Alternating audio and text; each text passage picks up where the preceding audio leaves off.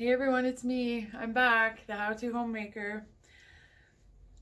If you guys watched the first part one of this series, you will know that my cousin has died recently. I needed a little bit of break from the channel, from filming. I needed to be with my family a little bit.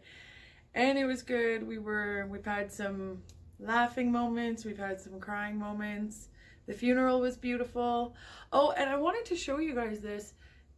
That's an urn. You can get them on Amazon. It was really simple, and if you've had a loved one die, even a pet, there was so many options. It took me a really long time to find this one because there was so many options to pick from. So if that is something that appeals to you, you guys should just check that out because it really has helped me out, and I think some of my family members as well, if not all of them, which is good. So as well, trying to keep her memory alive, I finally finished these freaking leg warmers.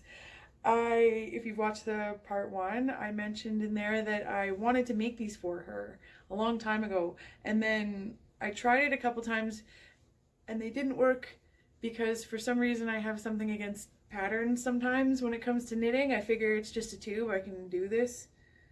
But I couldn't and I gave up, regrettably. But I attempted them again and I had the whole thing made up and I put it on my leg and it was just ridiculous. I had a smaller needle, so it did stay up underneath my knee, which was perfect. That's what you want. But then beyond that, I used giant needles, like I think a size 20, and I thought it was beautiful. I was knitting, I was like, this is great, this is exactly what I want.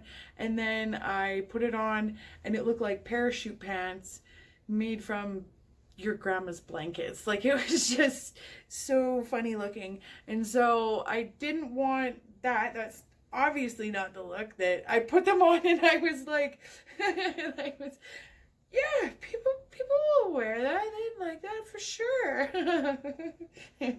It's not good.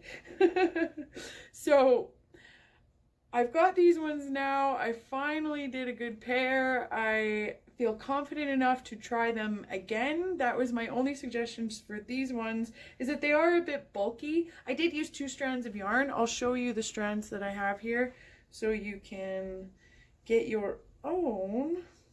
Like I said, I don't always use patterns, so I guess yarn sizes are, maybe I shouldn't be teaching this, but I have, this one is real wool, and then this one was just an acrylic, but it was just a thicker and a thinner strand of yarn, nothing too crazy, just normal yarn. I just wanted to show you because I don't know the size. I take all of my yarn and I ball it like this because when you're knitting, I find that it's so frustrating if you just leave it in the way that it comes in the store. You'll be knitting and knitting and knitting, and then all of a sudden a giant knot comes out and you have to unknot it anyway. So I don't have any of my yarn packages to even talk to you guys about this. So that's why I'm doing it like that. These turned out pretty good. I like them. Like I said, they're a little bit bulky.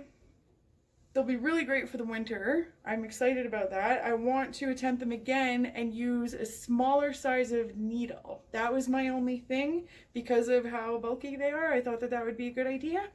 And I think that I want to put like a sock with an open toe on the end of it. I thought that would maybe be cool, maybe be too much. I don't know. So let's just get into the video. I will tell you guys what I ended up doing pattern-wise.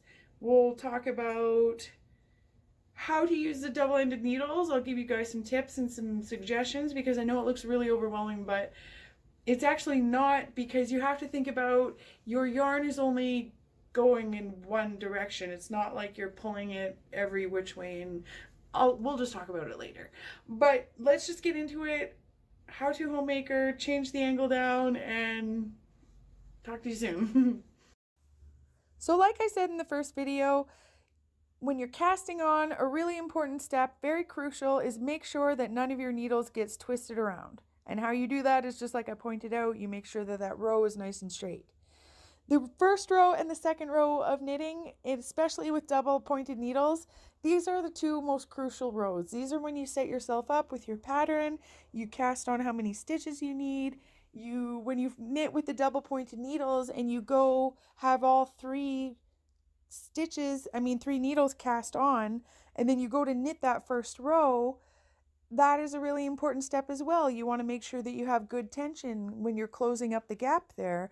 And then when you come around that with your second needle, when you come around to that same spot, it has a tendency to loosen up, and you want to make sure that you tension it properly. So those two things are important when you're double pointed needles. But beyond that, once you reach row 3, you'll notice that it's a lot easier to look at. You start to see what direction the yarn is going and what project you're making.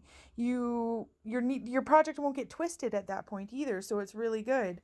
I slow the video down here pretty quickly so I can show you what it looks like to transition between one needle to the next, because when you're using 2 needles, you're basically moving the project from your left hand, and then you knit, knit, knit, knit, knit, and then you flip it over is what you're doing. I mean, I know you essentially work in the same direction, but what I'm trying to say is this step is just that simple. You see I'm getting to the end here, and instead of moving the project over like you would with the 2 needles, you just move it in a circle. I'm moving the yarn to the back because I'm doing a knit, knit, purl, purl pattern. And that's it. You just keep going. You just keep doing the same thing over and over and over again. Like knitting ends up being eventually like a bad Inspector Gadget episode. It's just the same thing over and over again. But I just want you to know it's that simple. You know what to expect. Dr. Claw is not coming. So the thing that I am really concerned about at this stage in the game is my work slipping off the end of the needle. It's not a complicated thing, and I think that everybody should try it. There are a lot of patterns out there where you can knit, say, a leg warmer on 2 needles, but then once you're done, you still have to sew up the back. And then who wants to have a seam in their project? I mean, you can if you want to, but why not just learn how to do this and then not have that? And then you can make projects as if you just bought them from the store. It's this simple. So I encourage everybody to do that if you haven't done that yet. Don't stick to 2 needles. This is push yourself. Push yourself to always take the next step, because knitting is knitting is knitting. If you know how to knit and you know how to purl, I can show you guys the rest. Honestly, it's that simple. I think that's everything that I really want to show you. With tensioning, it's the same thing. You just tension as if you would tension a normal project.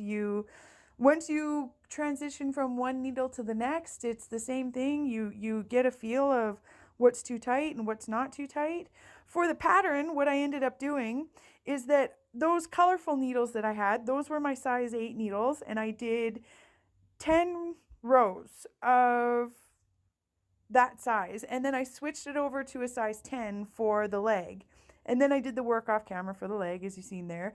And now I'm at the top, or I guess the bottom, because I wanted this part to be smaller for the ankle, and I'm switching it over to a size 6.5. And all you do when you're ready to switch the needle size over is the very next row, you just use that size of needle.